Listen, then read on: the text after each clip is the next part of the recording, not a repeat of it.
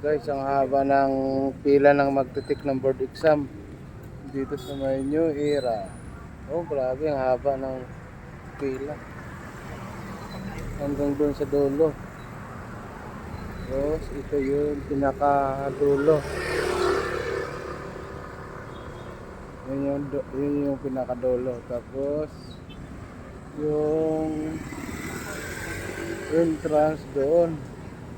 Haba ng pila ng magtitik ng board exam dito sa may New Era, Quezon City.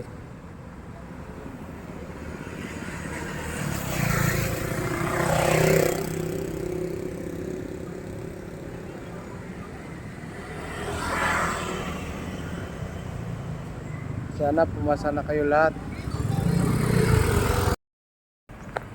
Ito guys, so may nagpapaalala dito na taga barangay kasi gawa ng yung mga nagbibenta raw ng sobre envelope 100 pesos each. Ang mahal naman. Abuso na yun. Hindi po pwede, nagbo-board exam lang yung mga yan eh.